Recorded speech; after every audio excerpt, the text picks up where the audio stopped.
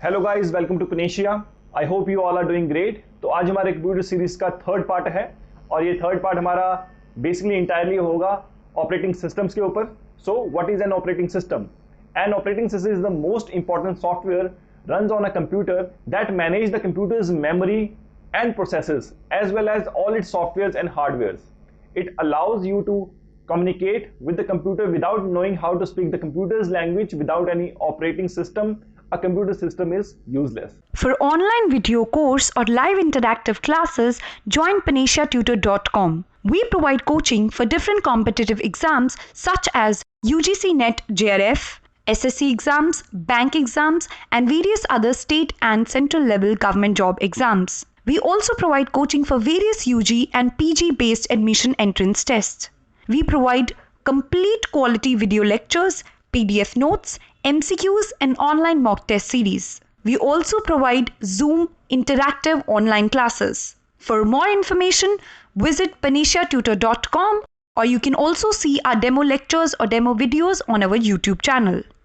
तो कंप्यूटर जो operating system है वो हेल्प करता है आपको कम्युनिकेट करने में कंप्यूटर के साथ। और कंप्यूटर ऑपरेटिंग सिस्टम जो है, जो ओएस होता है, वो बहुत ज़्यादा इंपॉर्टेंट होता है कम्युनिकेशन के लिए एज वेल एज किसी सॉफ्टवेयर को और हार्डवेयर को इंटरकनेक्ट करने के लिए। तो ऑपरेटिंग सिस्टम एक मिडिल मैन की तरह एक हार्डवेयर और सॉफ्टवेयर में तालमेल पैदा करता है। ऑपरेटिंग सिस्टम की जॉब क्या है? The operating systems job, your computers operating system OS, जिसे हम OS भी कहते हैं, manages all the software and hardware on the computer. Most of the time there are several different softwares running on a computers and they all need the access of the CPU। जो कई बार हम क्या होता है कि बहुत ज्यादा software जो है, सेवरल 2 3 4 सॉफ्टवेयर इकट्ठे कंप्यूटर पे रन करते हैं और उनको रन करने के लिए उन्हें एक्सेस चाहिए होता है सेंट्रल प्रोसेसिंग यूनिट की मेमोरी का और स्टोरेज का। और जो ऑपरेटिंग सिस्टम है वो कोऑर्डिनेशन पैदा करता है, कोऑर्डिनेशन बिठाता है, तालमेल, all of this to make sure that each program, each software gets what it wants. आप जो चाहते हैं अपने कंप्यूटर में सॉफ्टवेयर के थ्रू करने में आप सफल हो पाए, इसीलिए जो ऑपरेटिंग सिस्टम है उसमें कोऑर्डिनेशन बिठा के तालमेल बिठाता है और कोई भी सॉफ्टवेयर जो ओवरलैप नहीं करता एक दूसरे को।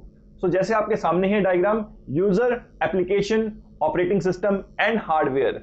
यूजर में, एप्लीकेशन में, ऑपरेटिंग सिस्टम में, हार्डवेयर में एक बहुत अच्छा तालमेल बिठा रहा है यहाँ पे ऑपरेटिंग सिस्टम। तो ऑपरेटिंग सिस्टम का बहुत बड़ा हाथ है यहाँ पे और बहुत अच्छा एक क्रूशियल रोल है उनका अदा कर रहे हैं एप्लीकेशन, यूजर और हार्डवेयर में कनेक्शन का। तो क्या क्या फंक्शंस हैं एक ऑपरेटिंग सिस्टम पे? The functions of operating systems. Operating system क्या क्या करता है हमारे लिए? प्रोसेस मैनेजमेंट, मेमोरी मैनेजमेंट करता है, file management, device management, security, job accounting, secondary storage management, process management, network working, coordination between other softwares and users. तो ये हैं फंक्शंस ऑपरेटिंग सिस्टम्स के, जिनके बगैर हमारा जो कंप्यूटर सिस्टम है वो बिल्कुल यूजलेस है। आगे हम बात करते हैं history of OS means operating systems. तो operating system were first developed in the late 1950s to manage tape storage. सबसे पहले ऑपरेटिंग सिस्टम जो है वो लेट 1950s में बनाया गया था। किसके लिए? ताकि हम टेप की स्टोरेज कर सकें, उनको मैनेज कर सकें। The general Motors research lab implemented the first OS in the early 1956 for their IBM 701। General motor ने सबसे पहली बार रिसर्च लैब में इसको इंप्लीमेंट किया, जहां पे उन्होंने ये OS जनरेट किया अर्ली 1956 में for their IBM 701। In the mid 1960s operating system start using disk. और उसके बाद 4 साल के बाद जो ऑपरेटिंग सिस्टम्स हैं उनमें और एक बदलाव आया और उन्होंने साथ में यूज डिस्क स्टार्ट कर दी, जहां पे वो स्टोर कर सके डाटा को। तो यहाँ पे एक डिफरेंस है, एक DISC डिस्क में और DISK डिस्क में। सो डिफरेंस क्या है? जो फर्स्ट डिस्क है आपके पास, it refers to optical media and it can be removed. ये जो आपकी DISC डिस्क है, जिसे हम DVD या CD भी कहते हैं, ये आपकी रिमूव हो सकती है और ये ऑप्टिकल मीडिया के लिए यूज होती है। वेदर एज जो नेक्स्ट डिस्क है आपके पास DISK, इन कंप्यूटर साइंस जब हम इसे बात करते हैं तो it refers to magnetic media, can not be removed. ये जो डिस्क होती है परमानेंट होती है, ये आपके कंप्यूटर सिस्टम में इंस्टॉल हो जाएगी और इसे हम हिला नहीं सकते, रिमूव नहीं कर सकते, और इसे हम मैग्नेटिक मीडिया कहते हैं। और जो दूसरी डिस्क थी उसे हम ऑप्टिकल मीडिया कहते हैं। In late 1960s the first version of the Unix OS was developed and was written in the programming language C।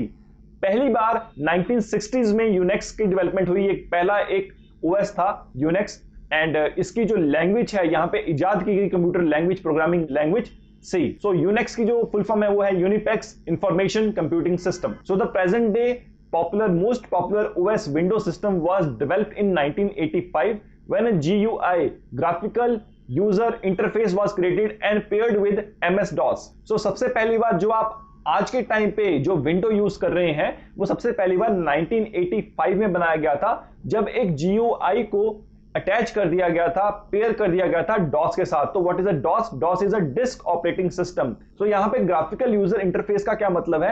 जब आप देखेंगे आपके कंप्यूटर में जो आपका कर्सर है, आपका जो माउस है, उसे आप क्लिक कर सकते, वो क्लिकेबल एक ऐसा डिवाइस है जिसे आप क्लिक कर सकते हैं। आपके कंप्यूटर्स में ग्राफिकली रिप्रेजेंट हो रहा है और आप जैसे विंडो पे जाके उसे क्लिक करते हैं या फिर कोई फाइल सिलेक्ट करते हैं उसके थ्रू, उसे हम कहते हैं GUI। नेक्स्ट हम बात कर रहे हैं ऑपरेटिंग सिस्टम की क्लासिफिकेशन की। तो किस किस बेसिस पे ऑपरेटिंग सिस्टम को क्लासिफाई किया गया है? सो फर्स्ट वन है हमारे पास मल्टी यूजर OS, सेकंड है हमारे पास मल्टी प्रोसेसिंग OS, थर्ड है हमारे पास multi tasking OS and fourth है हमारे पास multi threading. So what is multi user OS? In a multi-user OS, more than one user can use the same system at the same time through the multi-IO terminals or through the network. For example, Windows, Linux, Mac, etc. ये जो multi-user OS है, इसको एक time पे बहुत लोग access कर सकते हैं, एक टाइम पे बहुत लोग यूज कर सकते हैं। ये डिफरेंटली हर एक के पीसी में इंस्टॉल होता है ये ऑपरेटिंग सिस्टम। इसे हम कहते हैं मल्टी यूजर ऑपरेटिंग सिस्टम। मतलब कोई भी ये डिफाइंड किसी एक पर्सन के लिए नहीं बनाया गया, ये किसी एक जॉब के लिए नहीं बनाया गया, इसमें डिफरेंट जॉब्स जो है उसे परफॉर्म कर सकते हैं। फॉर एग्जांपल विंडो, लिनक्स और Mac. A multi user OS uses time sharing to support multi users. जो मल्टी यूजर OS होता है वो टाइम शेयरिंग की मदद लेता है ताकि वो सपोर्ट कर सके मल्टी यूजर्स को। एक टाइम पे बहुत ज्यादा यूजर को इकट्ठा अगर काम करना है तो ये मल्टी यूजर OS जो है वो एक टाइम पे आप एसेस कर सकते हो उस प्लेटफॉर्म को टाइम शेयरिंग के साथ। आपका टाइम एक कंट्रोल मैनर में आपका टाइम और डिवाइड होगा। जो OS है उसे टाइम के हिसाब से टाइम शेयरिंग के बेसिस पे यूजर्स जो है उसे यूज कर सकते हैं। नेक्स्ट है हमारे पास मल्टी प्रोसेसिंग OS। अब मल्टी प्रोसेसिंग OS का मतलब क्या है? A multi processing OS can support the execution of multiple processors eight the same time. अब मल्टीपल प्रोसेसेस का मतलब क्या है? यहाँ पे multiple CPUs। It uses multiple CPUs। It's expensive in cost, however the processing speed will be faster. ये expensive होता है, यहाँ पे बहुत ज्यादा CPUs की जरूरत होती है इसको बनाने के लिए, पर ये बहुत ज्यादा हाई स्पीड पे काम करता है। It is complex in its execution, बहुत ज्यादा कॉम्प्लेक्स रहता है। इसको कोई कंप्यूटर इंजीनियर है वो उसको कंट्रोल कर सकता है, उसको मैनेज कर सकता है। Operating system like Unix, 64 byte edition of the window, server editions of window etcetera are the multiple processing OS examples. तो जो ऑपरेटिंग सिस्टम्स के एग्जांपल है वो है जैसे यूनिक्स है, 64 बिट एडिशन है विंडो का और सर्वर एडिशन है विंडो का। ये जो है ये मल्टी प्रोसेसिंग्स है और इसमें बहुत ज्यादा CPUs होते हैं, बहुत एक्सपेंसिव भी रहता है, बट इसकी टाइम और एक्यूरेसी बहुत ज्यादा हाई होती है। बट ये कॉम्प्लेक्स होता है। ये जो कंप्यूटर इंजीनियर्स हैं वो इसको यूज करते हैं और जो लैंग्वेजेस हैं उनको टाइप करने के लिए, जो विंडो या फिर जो कोई आप कोई ऐप बना रहे हैं, आप कोई वेबसाइट बना रहे हैं, उसमें इनको यूज किया जाता है। नेक्स्ट है हमारे पास multitasking OS। In a multitasking OS, more than one task can be performed at the same time, but they are executed one after another through a single CPU by time sharing. For example, Windows, Linux, Mac, Unix. तो ये जो multitasking operating systems हैं इसमें time sharing के basis पे जो है काम होता है, जहां पे मल्टीपल टास्क तो किए जाते हैं बट प्रायोरिटी बेसिस पे। जो टास्क पहले आया उसको पहले असाइन करके उसको पहले किया जाएगा, देन नेक्स्ट टास्क जो है उसको स्टार्ट किया जाएगा। इकट्ठे कोई भी टास्क को परफॉर्म नहीं किया जाता। इसको one by one time sharing के बेसिस पे ये वर्क करता है OS ऑपरेटिंग सिस्टम। और इसके एग्जांपल्स हैं window, Linux, Mac, Unix etcetera. Fourth है हमारे पास मल्टी थ्रेडिंग, और मल्टी थ्रेडिंग एग्जाम के पॉइंट ऑफ व्यू से बहुत ज्यादा इंपॉर्टेंट भी है। A program is execution is known as process. जब एक प्रोग्राम को एग्जीक्यूट किया जाता है उसको हम कहते हैं प्रोसेस, और एक प्रोसेस जो है उसको फर्दर डिवाइड किया जाता है सब प्रोसेसेस में। दीज सब processes are known as threads. अब जो एक प्रोग्राम है जब उसको एग्जीक्यूट किया जाता है उसे हम कहते हैं प्रोसेस, और जब हम इस प्रोसेस को मल्टीपल सब प्रोसेसेस में डिवाइड कर देते हैं इसको हम कहते हैं threads. A multi-threading OS can divide process into threads and execute those threads. अब ये जो multi-threading OS होता है ये इन प्रोसेस को डिवाइड कर सकता है थ्रेड्स में, and this increasing operating speed but also increases complexity. हालांकि ये जो ऑपरेटिंग सिस्टम है ये स्पीड जो है उसको, ऑपरेशन की जो स्पीड है उसको हाई कर देता है, बट साथ ही साथ जो कॉम्प्लेक्सिटी है उसको भी बहुत ज्यादा हाई कर देता है। For example Unix, server edition of Unix and Windows, ये जो मल्टी थ्रेडिंग होती है, जो प्रोसेसिंग यूनिट जो प्रोसेस है उसको स्मॉल पार्ट्स में या फिर थ्रेड्स में डिवाइड कर देते हैं, तो ये थोड़ा कॉम्प्लेक्स हो जाता है, बट इसमें स्पीड बहुत ज्यादा हाई रहती है और एक्यूरेसी बहुत ज्यादा हाई रहती है, मल्टी थ्रेडिंग। सो नेक्स्ट हम बात करते हैं type of operating systems. So operating system usually comes preloaded on an computer you buy. आप जो भी ऑपरेटिंग सिस्टम, मतलब जो भी आप कोई पीसी बाय करते हैं, कोई कंप्यूटर बाय करते हैं, तो ऑपरेटिंग सिस्टम उसमें पहले ही लोड होता है। Most people use the operating system that comes with their computer, but it's possible to upgrade or even change operating system. ज्यादातर लोग जो हैं वो एक ही कंप्यूटर सिस्टम या एक ही ऑपरेटिंग सिस्टम जो है उसको यूज करते हैं जो कि कंप्यूटर के साथ फिट होकर आया है, बट आप उसको अपग्रेड भी कर सकते हैं, आपके पास ऑप्शन है, आप अपग्रेड कर सकते हैं और उसके साथ में उसको चेंज भी कर सकते हैं। The three most common operating systems for personal computers are Microsoft, Windows, Mac and Linux। ये जो माइक्रोसॉफ्ट है, विंडो है, मैक्स है, लाइनक्स है, ये बहुत ही सिंपल और बहुत ही कॉमन ऑपरेटिंग सिस्टम्स है जो आज की टाइम पे हम देख रहे हैं। हर एक घर में आपको एक ना एक विंडो जो पीसी है वो मिल जाएगा, एक लैपटॉप मिल जाएगा, माइक्रोसॉफ्ट वहां पे हम यूज करते हैं, वहां पे हम विंडो यूज करते हैं, एप्पल का मैक मिल सकता है आपको और लाइनक्स भी देखने को मिलता है।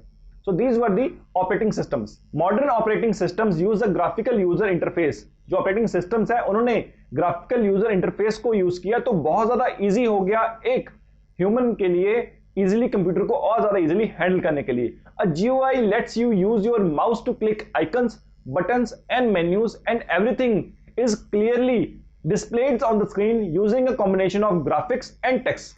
GUI की मदद से आप अपने माउस से कोई भी चीज को क्लिक कर सकते हैं, सेलेक्ट कर सकते हैं मेन्यू को और किसी भी चीज को, और सब कुछ डिस्प्ले किया जाता है बहुत ही अच्छे तरीके से स्क्रीन के ऊपर, और ग्राफिक्स और टेक्स्ट का एक कॉम्बिनेशन होता है ये GUI, graphical user interface. Each operating systems GUI has a different look and feel, so if you switch to a different operating system it may be seems unfamiliar at first. हर एक operating system का अपना different GUI होता है, और जब आप एक स्विच करेंगे एक एप्पल से एंड्रॉइड पे या फिर एंड्रॉइड से एप्पल पे, आप देखेंगे थोड़ा सा डिफरेंट रहता है। However modern GUIs are designed to be easy to use and most of them has the same basic principle। तो ज्यादातर जो होता है ये जो इंटरफेसेस होते हैं, ये GUI होते हैं, ये डिजाइन ऐसे किए गए होता है कि मॉडर्न टाइम में जो GUI आ रहे हैं ये इनको इस तरह से डिजाइन किया होता है ताकि यूजर फ्रेंडली हो, आप इनको इजीली यूज कर सकें, ज्यादा डिफिकल्टी नहीं आती है। अगर आप एक ऑपरेटिंग सिस्टम से दूसरे ऑपरेटिंग सिस्टम में स्विच कर रहे हैं जिसका GUI डिफरेंट है, ग्राफिकल यूजर इंटरफेस डिफरेंस है, तो इतना ज्यादा डिफिकल्टी नहीं आती है।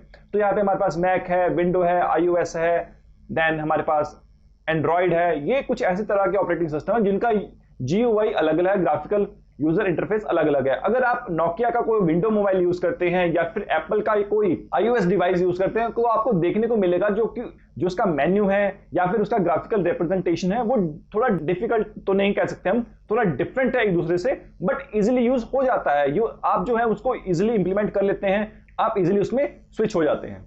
सो this was operating systems GUI। अगर हम आज के टाइम पे देखें, मार्केट शेयर देखें ऑपरेटिंग सिस्टम्स का, कौन कौन से ऑपरेटिंग सिस्टम बहुत ज्यादा यूज हो रहे हैं, तो हमारे पास है फर्स्ट रैंक पे है हमारे पास विंडो जो कि 40% यूज हो रहा है, सेकंड रैंक पे हमारे पास एंड्रॉइड जो कि 38% यूज हो रहा है, थर्ड रैंक हमारे पास है iOS जो कि 16% है, देन हमारे पास है मैक OS जो कि 4% है, अदर डिवाइसेस जो है वो है 2%। तो ये है ऑपरेटिंग सिस्टम का मार्केट शेयर। बहुत ज्यादा यूज होते हैं विंडोज, देन एंड्रॉइड फोन जो आज के टाइम पे, then Apple iOS, then Mac OS 4% and other 2। हमको जो यहाँ पे ध्यान रखना है वो ध्यान रखना है ज्यादा विंडो के ऊपर, एंड्रॉइड के ऊपर और iOS के ऊपर। अब हम बात करने जा रहे हैं टाइप ऑफ ऑपरेटिंग सिस्टम्स, कौन कौन से टाइप हैं ऑपरेटिंग सिस्टम के। So batch operating system, multitasking operating system, multi processing operating system, real time operating system, distributed operating system, network operating system and mobile operating system. तो first of all हम बात करेंगे batch operating system के बारे में। So batch operating system, some computer processes are very lengthy and time consuming.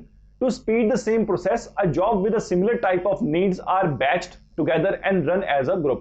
कई बार क्या होता है कि कंप्यूटर बहुत ज़्यादा टाइम लेता है, और प्रोसेस क्योंकि टाइम क्यों ज़्यादा ले रहा है कंप्यूटर, क्योंकि प्रोसेस जो है बहुत लंबा है, टाइम कंज्यूमिंग है, और उसमें स्पीड जो है वो कम हो जाती है कंप्यूटर की जॉब को। तो ये जो बैच ऑपरेटिंग सिस्टम है इसमें क्या किया जाता है कि जो जॉब्स हैं, जो बैच के अकॉर्डिंग जो जॉब्स हैं, जो सिमिलर जॉब्स हैं, उनको एक बैच बनाई, 1 batch, 2nd batch, third batch, ऐसे डिवाइड कर देता है, बैचेस में डिवाइड कर दिया जाता है। The users who using a batch operating system do not interact with the computer directly. जो यूजर रहता है जो कि ऑपरेटिंग सिस्टम को यूज कर रहा है, ऐसे बैच ऑपरेटिंग सिस्टम को, वो डायरेक्टली कंप्यूटर के साथ इंटरेक्ट नहीं करता है। Each user prepares it's job on an offline device. यहाँ पे जो यूजर है वो ऑफलाइन बेसिस पे अपना जॉब खुद प्रिपेयर स्टार्टिंग इनिशिएट कर देता है। हम एग्जांपल ले सकते हैं यहाँ पे एक पंच कार्ड मशीन की। अगर किसी बड़ी कोई फैक्ट्री है या बड़ा कोई इंडस्ट्री है जहाँ पे लेबर वर्क कर रही है और उन्हें अपने जो आवर्स हैं, वर्किंग आवर्स हैं, उन्हें रिकॉर्ड में रखना है, कंपनी को रिकॉर्ड में रखना है। जब वो सैलरीज बनाएंगे तब उस रिकॉर्ड के बेसिस पे बनाएंगे कितने घंटे किसने काम किया। तो ये जो पंचिंग मशीन होती है, जो एम्प्लॉय है वो आते ही अपना कार्ड उठा के उसे पंच करता है मशीन में, और मशीन जो है उसमें होल बना देती है। और नेक्स्टली रोज ऐसे हर दिन करते करते उसके जो टाइम शेड्यूल है वो नोट डाउन हो जाता है एक कार्ड पे। और जब उस कार्ड को एक ऑपरेटिंग सिस्टम में, बैच ऑपरेटिंग सिस्टम में लगाया जाता है, तो बैच ऑपरेटिंग सिस्टम क्या करता है, लाइट्स के थ्रू होल्स को डिटेक्ट करके उसके जो आवर्स हैं उनको काउंट कर लेता है और कंप्यूटर में उसकी सैलरी बना देता है। तो क्या होता है एक्चुअल में इसमें कि जो यूजर है वो डायरेक्टली एंगेज नहीं हो रहा कंप्यूटर के साथ। यूजर जो है, जो आधा अपना काम है उसे ऑफलाइन ही कंप्लीट कर रहा है और जो आधा काम है वो कंप्यूटर को दे रहे हैं। तो कंप्यूटर यहां पे क्या कर रहा है, उसको बैच में डिवाइड कर ले रहा है। और इससे क्या होगा, to speed up these processes, jobs with similar needs are batch together and run as a group. यहां पे जो जितने भी होंगे इनको टुगेदर एक बैच बना लिया जाएगा। किसी की सैलरी है वो अलग से, किसी की छुट्टियां कट रही हैं वो अलग से, ऐसे एक बैच अलग अलग बना के उसको स्पीड अप किया जाएगा इस जॉब को। सो this is batch operating system. Next है हमारे पास मल्टीटास्किंग या time sharing operating system. So time sharing operating system enables people locate a different terminal to use a single computer system at the same time. The processor time which is shared among multiple users is termed as the time sharing. एक time पे एक CPU को use कर सकते हैं यहाँ पे हर एक यूजर, बट एक टाइम फ्रेम पर। अगर यूजर 5 ने जो कि एक्टिव है उसने जो है अपना टास्क कंप्लीट कर लिया है, तो जो सीपीयू है वो यूजर 6 के ऊपर फोकस करेगा जो कि रेडी स्टेट में है।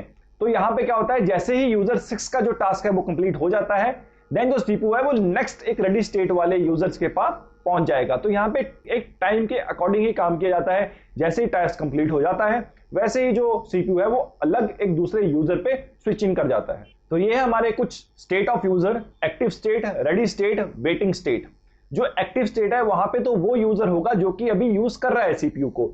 जो रेडी स्टेट है वहां पे क्या होता है कि इनपुट मिल चुका है सीपीयू को, पर सीपीयू अभी बिजी है एक्टिव स्टेट वाले यूजर के साथ। तो जैसे ही एक्टिव स्टेट वाले यूजर का काम खत्म होगा, सीपीयू जो रेडी स्टेट वाला जो यूजर है उसके पास पहुंच जाएगा। और वेटिंग स्टेट वाला वो यूजर है जिसने ना कोई अभी तक इनपुट दिया है, ना ही कोई आउटपुट उसे मिल सकता है। अगर जो एक्टिव स्टेट वाला जो चल रहा है यूजर, उसका काम खत्म होने के बाद कोई रेडी स्टेट में नहीं है और जो वेटिंग स्टेट वाला है वो कोई इनपुट दे देता है, वेटिंग स्टेट वाला जो यूजर है वो कोई इनपुट दे देता है, तो सीपीयू वेटिंग स्टेट वाला जो यूजर है उस पर स्विच इन हो जाएगा और वो वेटिंग स्टेट वाला यूजर जो है वो एक्टिव स्टेट में पहुंच जाएगा। सो ये थे हमारे 3 तरह के स्टेट्स, यूजर के स्टेट। अब ये जो टाइम शेयरिंग ऑपरेटिंग सिस्टम है ये बहुत ज्यादा यूजफुल होता है कई बार। जैसे each task gets equal opportunity, हर एक टास्क को एक इक्वल अपॉर्चुनिटी मिलती है। Less chances of duplication of software, software की डुप्लीकेशन के चांसेस नहीं होते क्योंकि एक ऑपरेटिंग सिस्टम है और वो हर एक सॉफ्टवेयर को एक एक करके यूज कर रहा है। Then CPU is idle time can be reduce, जो सीपीयू का आइडल टाइम है उसको हम रिड्यूस भी कर सकते हैं। कुछ डिसएडवांटेजेस भी हैं, जैसे रिलायबिलिटी प्रॉब्लम्स आ जाती हैं कई बार। One must have to take of a security and integrity of users program and data, security issue भी आ जाते हैं इस सिस्टम में, और डाटा कम्युनिकेशन प्रॉब्लम्स भी आ सकती हैं एक ऑपरेटिंग सिस्टम में जो कि एक टाइम शेयरिंग ऑपरेटिंग सिस्टम है। नेक्स्ट है हमारे पास real time operating system. Real time operating systems time interval to process and response input is very small. ये जो रियल टाइम ऑपरेटिंग सिस्टम होता है इसका जो टाइम होता है, मतलब किसी इनपुट के बाद जो रिस्पॉन्ड करना है वो वेरी क्विकली रिस्पॉन्ड करता है। जो टाइम है वो बहुत कम ये कंज्यूम करता है। जैसे हम इसे यूज करते हैं किसी मिलिट्री के सॉफ्टवेयर में, किसी सिक्योरिटी पर्पसेस के लिए, स्पेस ऑपरेशंस के लिए, स्पेस सॉफ्टवेयर भी होते हैं हमारे। सो ये जो होते हैं रियल टाइम ऑपरेटिंग सिस्टम जिसमें टाइम कंज्यूमिंग बहुत ज्यादा कम होती है और बहुत जल्दी स्पीडीली ये आंसर देता है। नेक्स्ट है हमारे पास distributed operating system in which several computer systems connected through a single communication channel. एक डिस्ट्रीब्यूटेड ऑपरेशन सिस्टम जो होता है उसमें जो है बहुत ज्यादा कंप्यूटर सिस्टम जो है वो एक सिंगल चैनल से कनेक्टेड होते हैं। जैसे एक बस टोपोलॉजी कह सकते हैं हम, उस बस टोपोलॉजी से कनेक्टेड होते हैं। Moreover, these systems have individual processors and memories. इनकी अपने खुद के प्रोसेसर मेमोरीज होती हैं. Furthermore, these processors communication through high speed buses of telephone lines.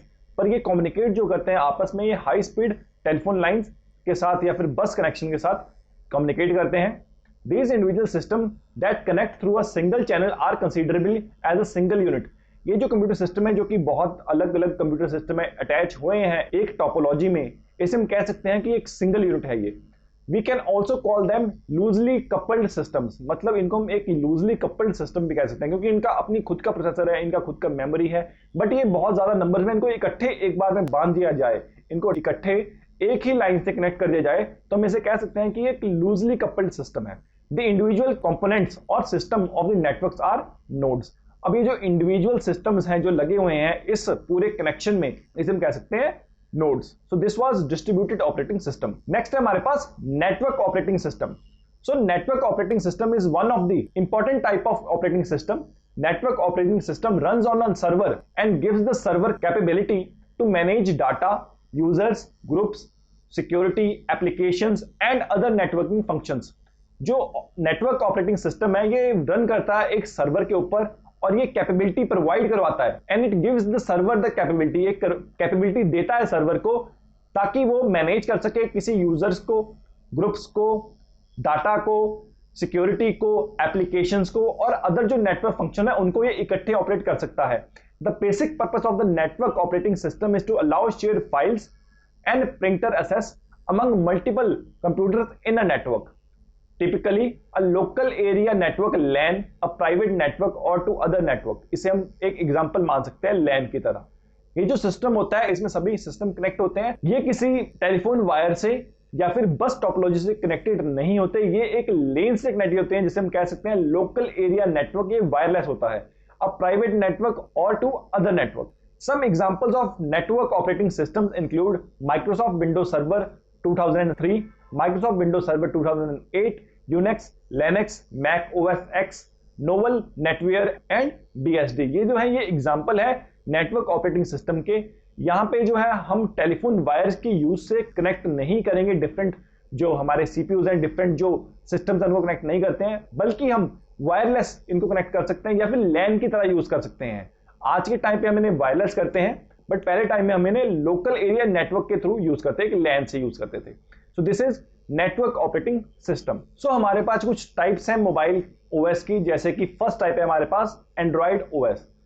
The Android OS is the most common operating system among the mobile operating systems. Furthermore Google is the developer of Android. Mobile operating system जो Android है हमारा ये बहुत ज्यादा common है operating system का. इसको जो डेवलप किया है वो गूगल ने किया है. Moreover it is an open source and free operating system. This OS is based on the Linux kernel. The name from very new version of updated is based on desserts, for example cupcake, donut, Oreo, KitKat etc.